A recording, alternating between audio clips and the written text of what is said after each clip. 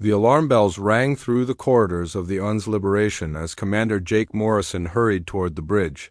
His coffee spilled on the metal floor as the ship shook from another course change.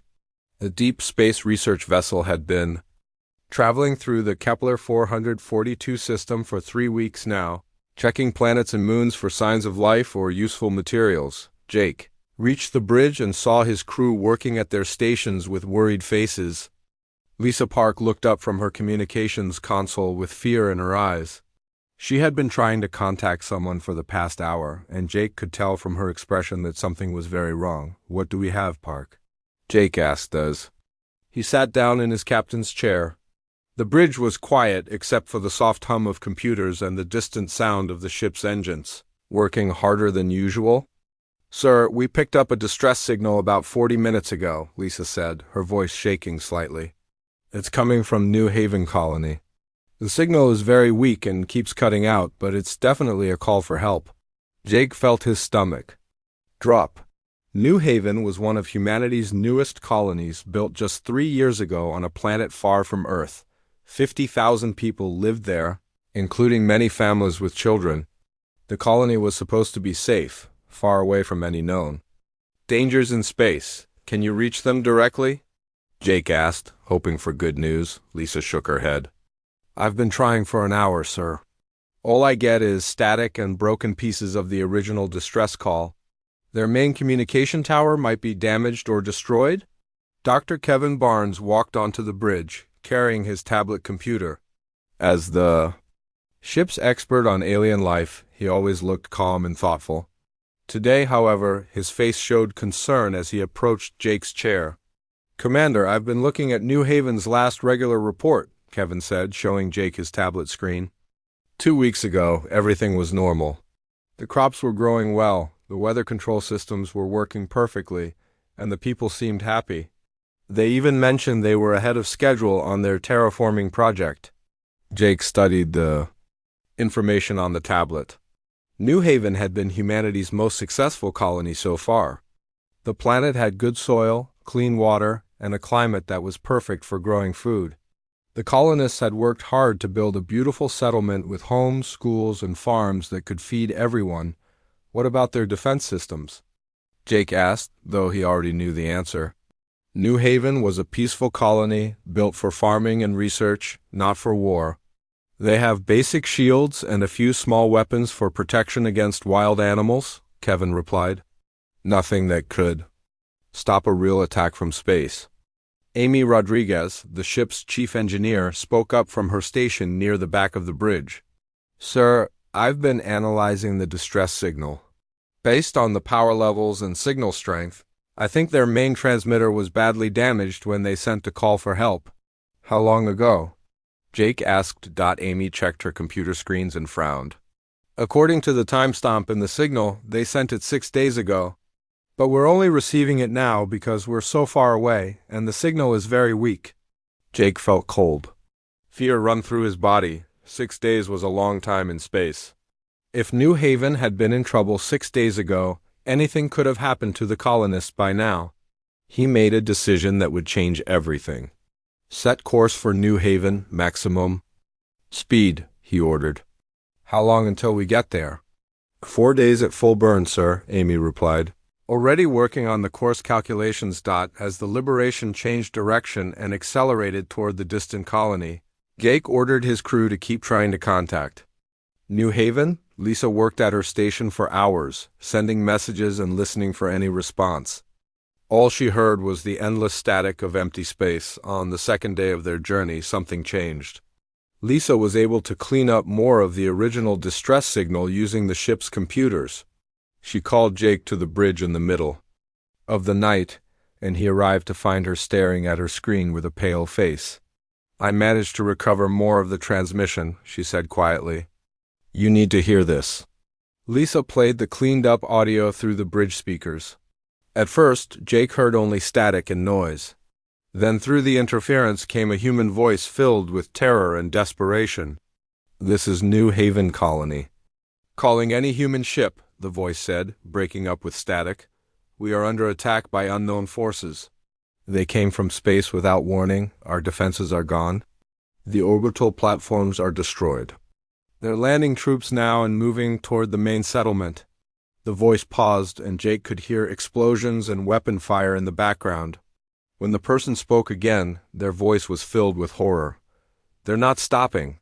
They don't take prisoners. They're killing everyone they find. Women, children, everyone. God help us all. If anyone receives this message, warn Earth. Tell them we tried to fight, but there were too many of them. Tell our families we love them until the end. The transmission ended with a final burst of static. The bridge was completely silent as Jake and his crew processed what they had heard. 50,000 people, including families and children, had been attacked by unknown enemies. The colonists had died calling for help that never came. Jake stood up from his chair, his hands shaking with anger and grief. "Push the engines harder," he ordered Amy. "I don't care if we burn them out. We need to get there faster." "Sir, if we push much harder, we might damage the ship," Amy warned. "Do it anyway," Jake replied firmly. "We need to see what happened at New Haven, and if there are any survivors, we need to help them." As the Liberation raced through space toward the distant colony, Jake knew they were probably too late to save anyone, but they had to try. They had to see what had attacked humanity's peaceful farmers and families. Most importantly, they had to bring word back to Earth about this new threat. The ship flew through the darkness toward New Haven, carrying a crew that was about to discover something that would change humanity's place in the galaxy forever. The IN's Liberation dropped out of faster-than-light travel at the edge of the New Haven system. Jake Morrison stood on the bridge, watching the main screen as their sensors began scanning the colony planet. What they saw made everyone on the bridge fall silent with shock and horror. The planet that had once been green and beautiful was now covered with dark spots and smoke clouds. Where the main settlement had stood, their sensors showed only craters and burning ruins. The orbital defense platforms that had protected the colony were gone, reduced to floating pieces of twisted metal. "Life signs?" Jake asked, though he already feared the answer. Lisa Park worked at her station for several minutes before looking up with tears in her eyes. "Nothing, sir. No human life signs anywhere on the planet. The scanners aren't picking up any radio signals, power sources, or movement in any of the settlements." Dr. Kevin Barnes studied the sensor data on his tablet, his face growing more troubled with each piece of information. "Commander, look at these crater patterns. They're too precise to be from natural weapons. This was a planned attack using advanced energy weapons fired from space." Jake ordered the ship to move closer to the planet. As they approached, the damage became even more clear. The main city, where 30,000 people had lived, was completely destroyed. The farming areas, where families had grown food, were burned and blackened. Even the small research stations in the mountains had been targeted and destroyed. "Take us into orbit," Jake commanded. "Prepare landing teams? We need to go down there and see what happened." Security Chief Ryan Cooper prepared 2 teams of soldiers and scientists for the dangerous mission to the planet's surface. Everyone wore full protective suits in case the attackers had used poisonous weapons or diseases. The shuttlecraft flew down through the smoky atmosphere toward what had once been the colony's main city. The landing teams found scenes that would stay in their minds forever. Buildings had been melted by incredible heat, leaving only twisted metal and glass. The beautiful parks where children had played were now filled with strange, perfectly round craters. Most disturbing of all, there were no bodies anywhere, even though 50,000 people had lived in this area. Ryan Cooper led his team through the ruined streets, using scanners to look for clues about what had happened. His soldiers were tough men and women who had seen combat before, but the complete destruction of the peaceful colony shook them deeply. "Sir, over here," called out Lieutenant Nina Foster, one of the youngest members of the security team. She was standing near what had once been the colony's emergency command center, a building designed to protect people during disasters. The team followed Nina into the partially collapsed building. Inside, they found the colony's emergency communication room, where the walls were covered with blast marks from energy weapons. In the center of the room was a computer terminal that was still working, powered by an emergency battery. Nanya accessed the computer and found video recordings made during the attack. The team gathered around the screen as she played the final messages recorded by Paul Henderson, who had been the colony's administrator. The first recording showed Paul in the same room where they now stood, but 10 days earlier. Behind him, through a window, they could see the colony's beautiful city with its white buildings and green parks. Paul looked tired but not afraid as he spoke to the camera. "This is day 4 of the unknown ships in our system," Paul said. "We've been trying to communicate with them, but they don't respond to any of our messages. The ships are strange, looking like nothing in our databases. They're just sitting out there, scanning us." The next recording was from 2 days later. This time, Paul looked worried, and they could hear warning alarms in the background. "The ships are moving closer to the planet," Paul reported. "We've sent messages to Earth requesting military help, but we know it will take weeks for any ships to reach us. We're preparing our defenses, but honestly, we're farmers and scientists, not soldiers." The final recording was the most terrible. Paul's face was dirty and cut, and the sound of explosions and weapon fire filled the air around him. Through the window behind him, they could see fire and smoke covering the colony. "They started attacking 2 hours ago," Paul said, his voice shaking with fear and anger. "The orbital bombardment destroyed our shields and weapons in the first few minutes. Now they're landing troops and moving through the city. We can see them from here. They look like giant insects walking on 2 legs, carrying energy weapons that can melt through our strongest buildings." Paul paused as a particularly loud explosion shook the building. When he continued, his voice was filled with desperate rage. "They're not taking prisoners. They're killing everyone they find, including the children. We've been watching them through our security cameras. They move from building to building, checking every room, every hiding place. When they find people, they just kill them with those energy weapons." The recording showed Paul looking directly into the camera with haunted eyes. But here's the strangest thing.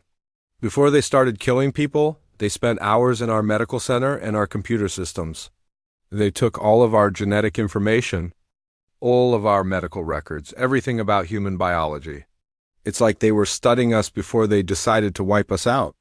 Another explosion, much closer this time, shook the building so hard that Paul had to grab the desk to stay standing.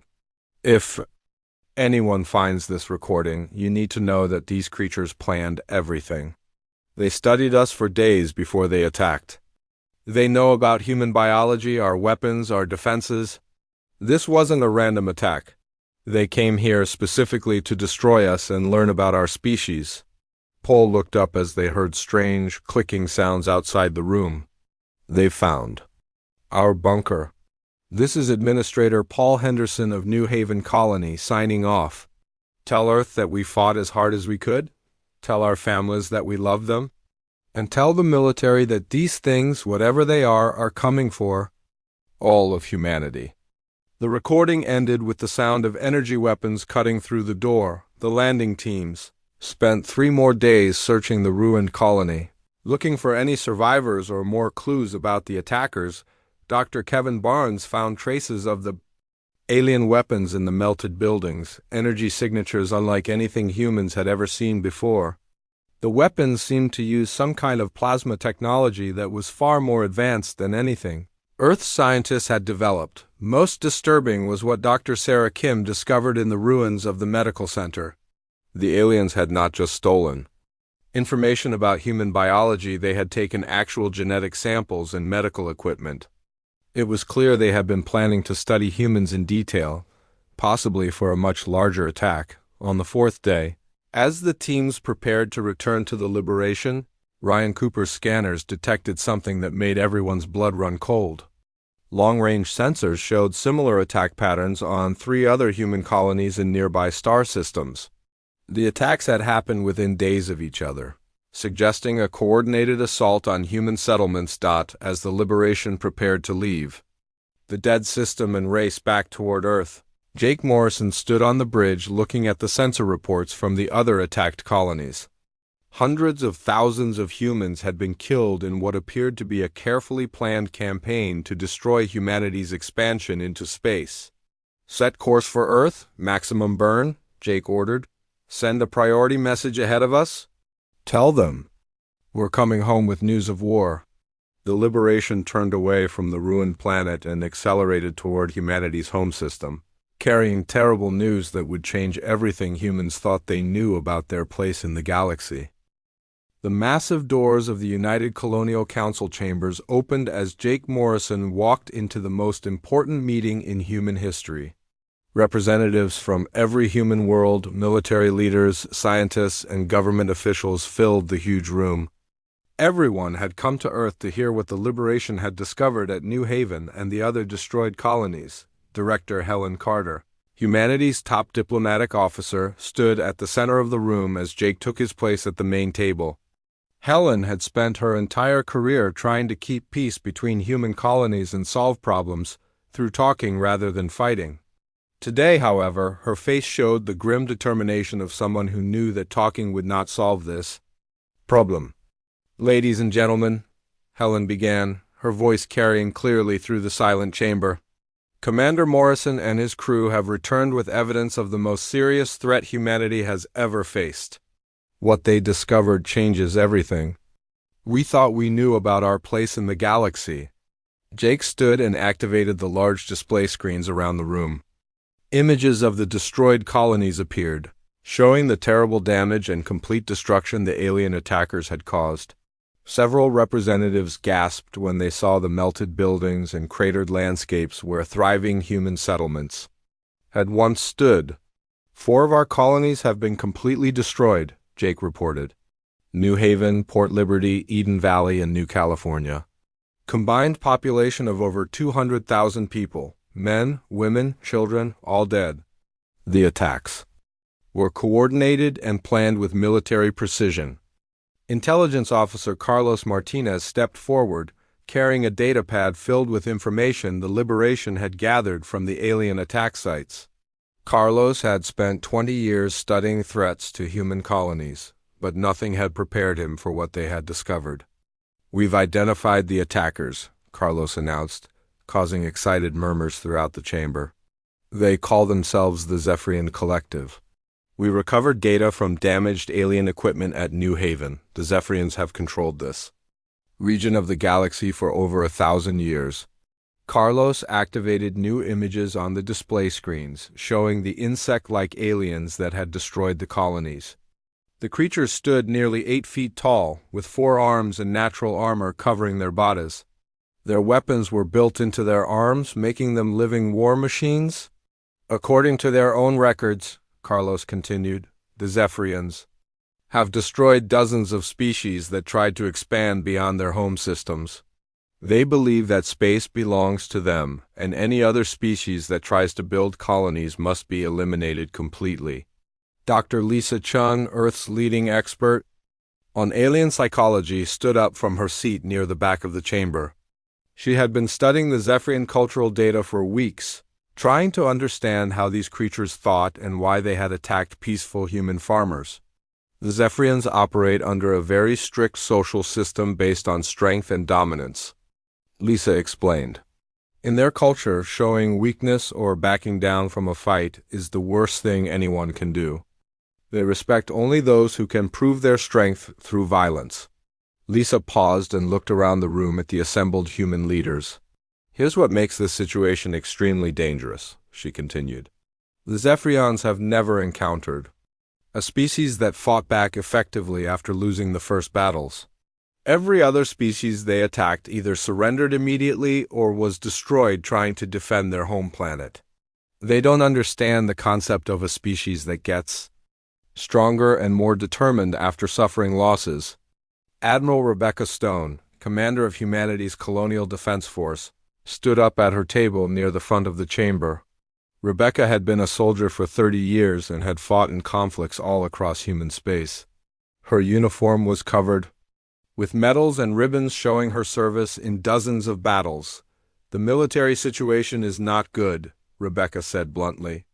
The Zephyrians have superior technology, larger ships, and control over dozens of star systems. By traditional military thinking, we should either negotiate for peace or withdraw all our colonies to more defensible positions near Earth.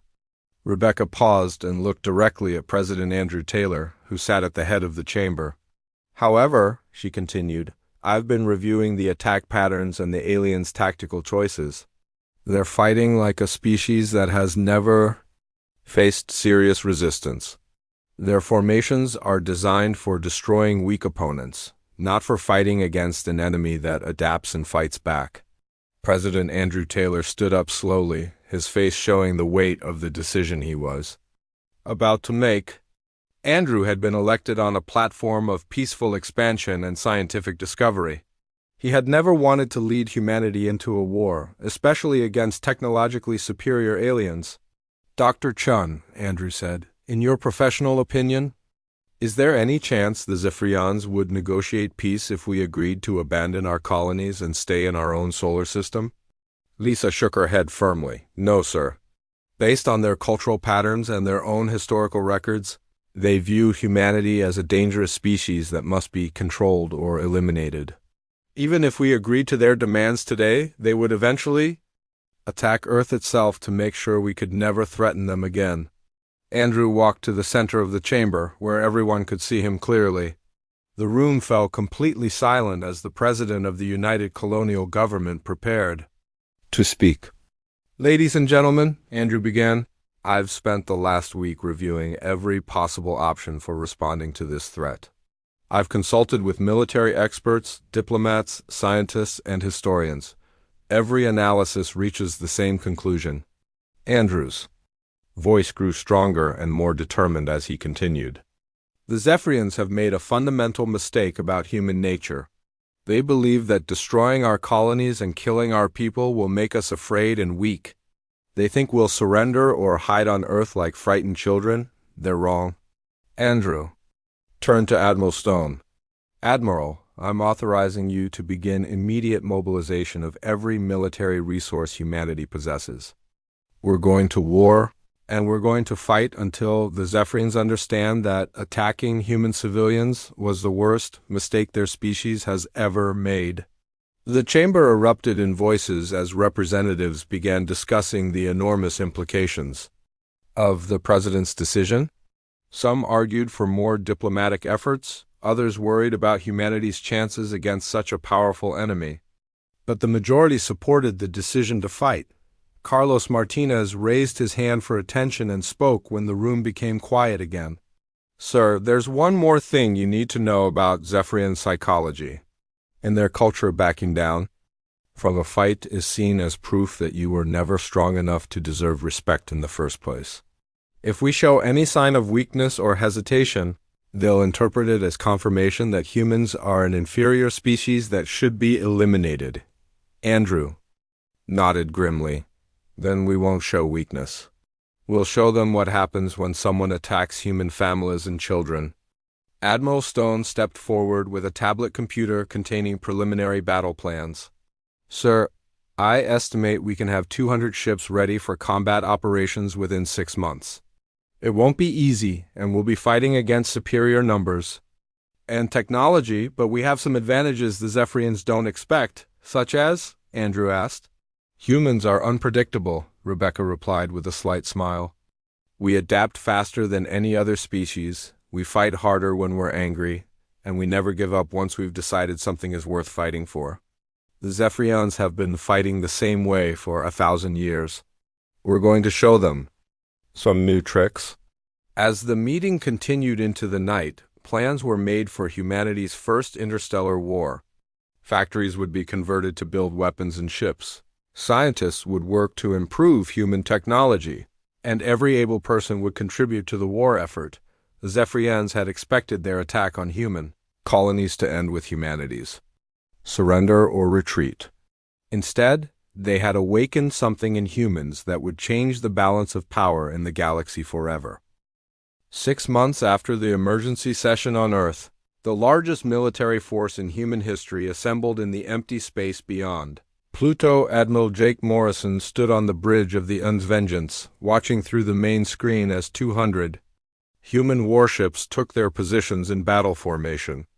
The sight filled him with both pride and worry, knowing that many of these ships and crews might not return from the war they were about to begin.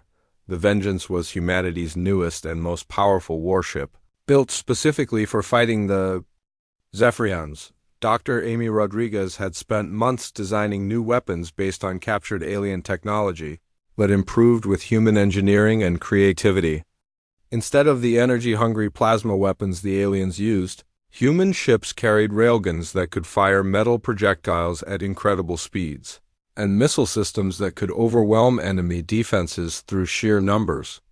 "Admiral, all ships report ready for jump to Zephyrian space," reported Communications Officer Lisa Park from her station. Lisa had requested transfer to the Vengeance after seeing the recordings from New Haven, determined to help humanity strike back against the aliens who had murdered innocent colonists. Jake looked at the tactical display showing the positions of every ship in the Colonial Strike Fleet. Captains who had been merchants and explorers just months ago now commanded vessels bristling with weapons. Engineers who had built peaceful research stations were now experts in military technology. The Zephyrians had forced humanity to become something it had never been before, a unified military force driven by righteous anger. "Begin jump sequence," Jake ordered. "Target system Proxima Centauri? Time to show the Zephyrians what happens when they pick a fight with humans." The fleet disappeared in flashes of light as each ship entered faster-than-light travel toward their first target. Proxima Centauri was a Zephyrian military base where the aliens staged attacks against human colonies. Intelligence reports indicated 50 enemy ships were stationed there, making it a perfect target for humanity's first major offensive operation. 3 days later, the human fleet emerged from faster-than-light travel at the edge of the Proxima Centauri system. Immediately, alarms began sounding as sensors detected the Zephyrian fleet moving to intercept them. The alien ships were larger than the human vessels and armed with the same plasma weapons that had destroyed the colonies. Enemy fleet consists of 50 vessels, ranging from destroyers to battlecruisers, reported Tactical Officer Ryan Cooper. "They're forming a standard Zephyrian battle line, probably expecting us to retreat when we see how outnumbered we are." Jake smiled grimly as he watched the enemy formation on his screen. The Zephyrians were following the same tactics they had used for centuries, tactics designed to intimidate weaker species into surrendering without a real fight. "All ships, this is Admiral Morrison," Jake announced over the fleet communication system. "The Zephyrians think we're going to run away like every other species they've bullied. Let's show them how wrong they are. Attack pattern Alpha, give them everything we've got." The human fleet split into smaller groups and accelerated toward the enemy at maximum speed. The Zephyrians responded exactly as expected, concentrating their fire on what appeared to be the largest group of human ships. What they didn't realize was that the humans were using a tactic no other species had ever tried against them: coordinated attacks from multiple directions that divided the aliens. Attention and firepower, the first exchange of weapons fire lit up the space between the two fleets. Zephyrian plasma beams struck several human ships, causing serious damage, but the human vessels kept fighting even when their hulls were breached and their systems were failing. The aliens were shocked to see damaged human ships continuing to attack instead of retreating to safety. Captain Lisa Park commanded the destroyer Un's Retribution, one of the smaller ships in the human fleet. When a Zephyrian battlecruiser targeted her vessel with concentrated plasma fire, most of her ship's systems were destroyed and her crew was reduced to half strength. Instead of retreating, Lisa made a decision that would become legendary in human military history. "All hands, prepare for ramming speed," Lisa announced over her ship's communication system. "We're going to take that battlecruiser with us." The Retribution, trailing atmosphere and debris from its damaged hull, accelerated directly toward the massive Zephyrian warship. The aliens tried to destroy the approaching human vessel, but Lisa's ship was too small and fast to hit with their heavy weapons. At the last second, the Retribution struck the battlecruiser's side, tearing a huge hole in the alien ship's armor. The impact destroyed both vessels, but it also created an opportunity for human boarding parties from nearby ships to enter the damaged battlecruiser. Led by Marine Lieutenant Nina Foster, 20 human soldiers fought their way through the alien ship's corridors. Engaging Zephyrian warriors in close combat for the first time, the Zephyrians were physically stronger than humans and had natural armor, but they had never fought an enemy that refused to stop attacking even when seriously wounded. Nina's Marines used tactics the aliens had never seen before, working in small teams that supported each other and adapted quickly to the ship's layout and the enemy's fighting style. "These humans are insane," one Zephyrian warrior transmitted to his commanders before Nina's team overwhelmed his position. "They keep fighting even after receiving mortal wounds. They show no fear of death." Within 2 hours, the human Marines had captured the battlecruiser and taken prisoner the surviving Zephyrian crew.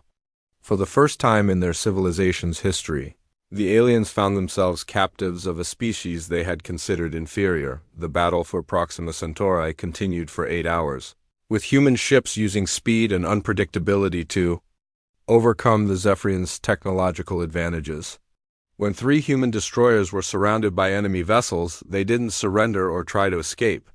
Instead, they fought until their weapons ran out of ammunition, then used their ships as guided missiles to damage as many alien vessels as possible. Admiral Jake Morrison watched the battle from the Vengeance's bridge, coordinating his fleet's attacks while engaging enemy ships with his own weapons. The Zephyrians kept expecting the humans to follow standard military doctrine, retreating when damaged or surrendering when outnumbered. Instead, they faced an enemy that seemed to grow more determined and dangerous as the fighting continued. "Sir, the enemy commander is requesting communication," Lisa Park reported. "I think they want to surrender." Jake activated the main screen to see the image of a Zephyrian military leader, his insect-like face showing confusion and fear. "Human commander," the alien said through translation equipment, "your species fights in ways that violate all accepted rules of warfare. You use damaged vessels as weapons. Your warriors continue fighting after receiving fatal injuries. This is not how civilized species conduct military operations." Jake leaned forward in his command chair, his voice filled with cold anger. "You want to talk about civilized warfare?" he replied. "Tell me about the children you murdered at New Haven. Tell me about the families you slaughtered at Port Liberty. You started this war by attacking innocent civilians. Now you're learning what happens when you pick a fight with humans." The Zephyrian commander's face showed something no human had ever seen before, an alien expression of genuine fear. "We will withdraw from this system," the alien offered. "Your species has proven stronger than our intelligence indicated. There is no need for further conflict." Jake's response was immediate and final.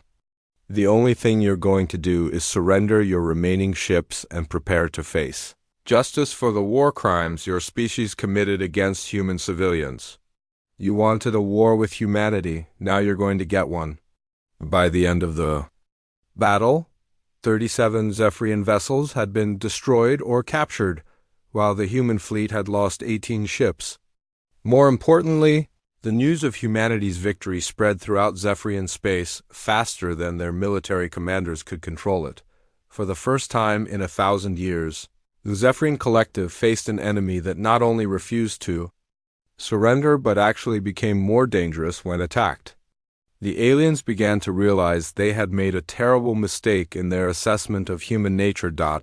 As the human fleet prepared to move deeper into Zephyrian territory, Jake Morrison sent a message back to Earth that would be remembered for generations.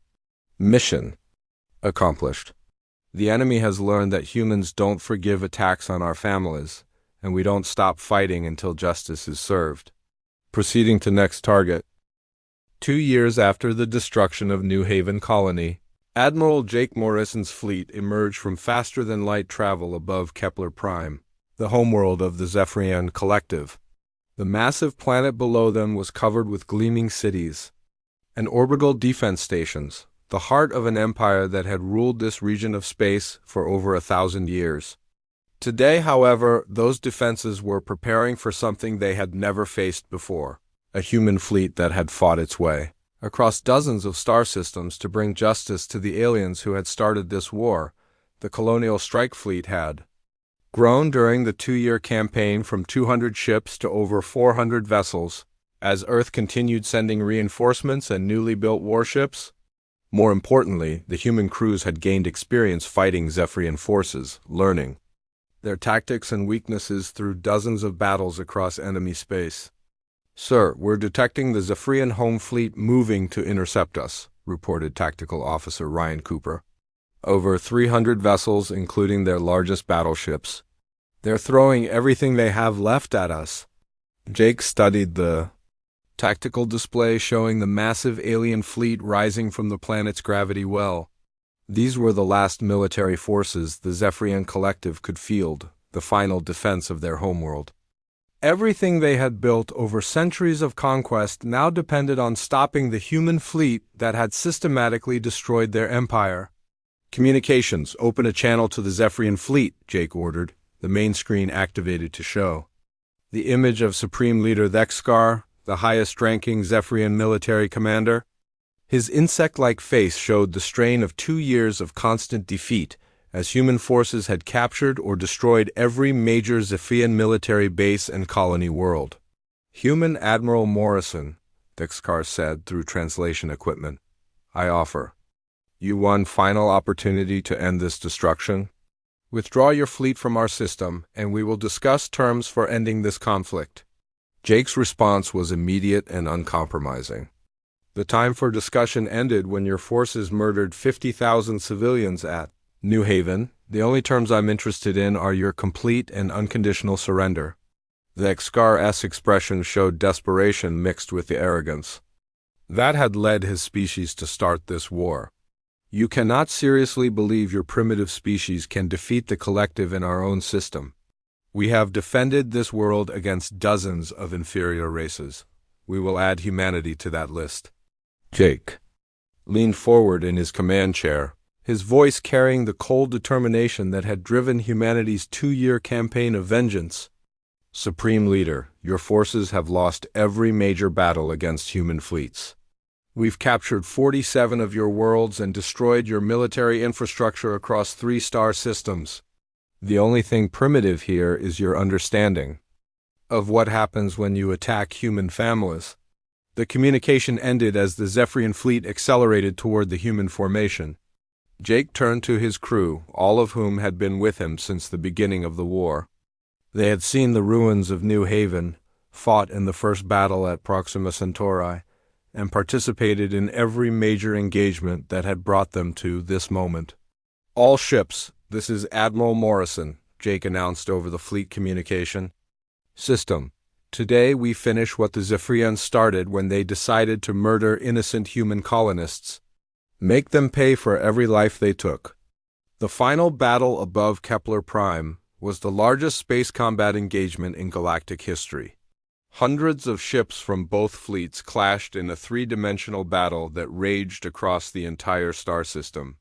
The Zephyrians fought with the desperation of a species facing extinction, while the humans attacked with the focused fury of a people seeking justice for murdered family members. Captain Nina Foster, now commanding the heavy cruiser Ian's Justice, led her squadron against a formation of Zephyrian battleships that were trying to use civilian transport vessels as shields.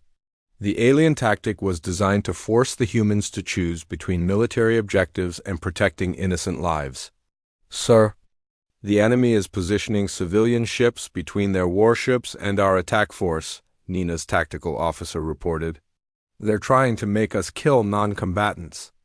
Nina's response showed how much humanity had learned about fighting with both effectiveness and moral principles during the Long War. "Negative. We're not like them. Target their engines and weapon systems only. Disable those battleships without harming the civilians."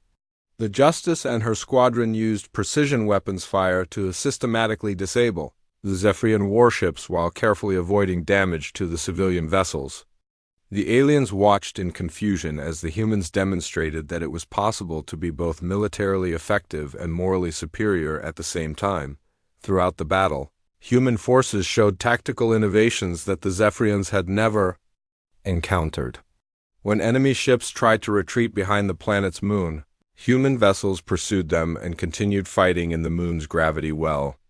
When Zephyrian commanders attempted to coordinate their fleet's movements, human electronic warfare specialists jammed their communications and fed them false information. The turning point came when Dr. Amy Rodriguez, now serving as chief engineer for the entire human fleet, activated a new weapon system she had developed specifically for this battle. Instead of trying to match Zephyrian plasma technology, Amy had created a network of small robotic drones that could attach themselves to enemy ships and disable their systems from the inside. Admiral deploying technical assault drones, Amy reported as thousands of tiny robotic devices launched from human ships and swarmed toward the enemy fleet. These should give the Zephyrians something new to think about. The drones were too small for Zephyrian weapons to target effectively, but they carried enough explosive power to damage critical ship systems when they reached their targets. Within minutes, dozens of alien vessels found themselves unable to maneuver or fire their weapons as the tiny human robots sabotaged their technology. As the battle continued, it became clear that the Zephyrian fleet was facing the same problem that had plagued their forces throughout the war. Every time they adapted to one human tactic, the humans developed new strategies that exploited different weaknesses.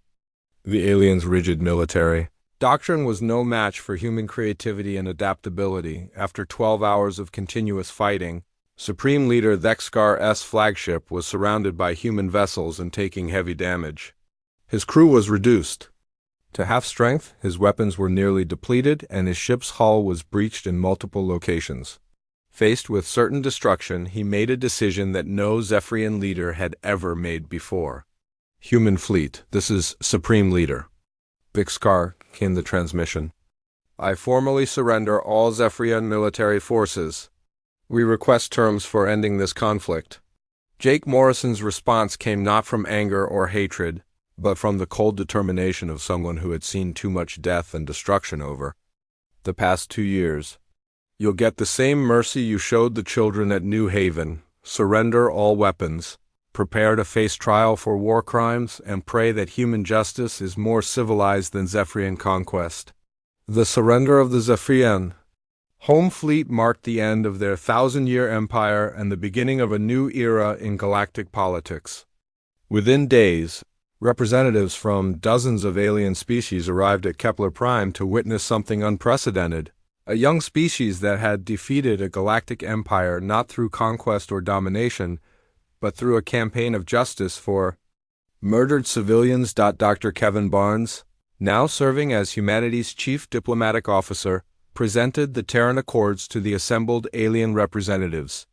The new galactic framework established principles that would govern relations between species, including absolute protection for non-combatants and severe consequences for any species that attack civilian populations. The galaxy has learned an important lesson, Kevin announced to the assembled alien diplomats. Humanity is not interested in conquest or domination. We want to explore, learn, and build peaceful relationships with other species. But any civilization that attacks human civilians will discover that we never forget, we never forgive, and we never stop fighting until justice is served. Jake Morrison stood on the observation deck of the Vengeance, looking down at Kepler Prime where reconstruction efforts were already beginning. The Zephyrians were working alongside human engineers to rebuild the world's damage during the war, while their war criminals faced trials for the atrocities committed against human colonies. 6 months later, Jake returned to New Haven where 50,000 new colonists were building a settlement on the site where the original colony had stood. Memorial Park honored the civilians who had died in the original attack, while the rebuilt city represented humanity's determination to continue expanding into space despite the dangers they might face. As Jake walked through the memorial, reading the names of families who had been murdered simply for trying to build new lives among the stars, He reflected on how much had changed since that first distress call 2.5 years ago. Humanity had taken its place as a major galactic power, not through conquest, but through the other species' recognition that humans possessed something that made them ultimately dangerous to threaten.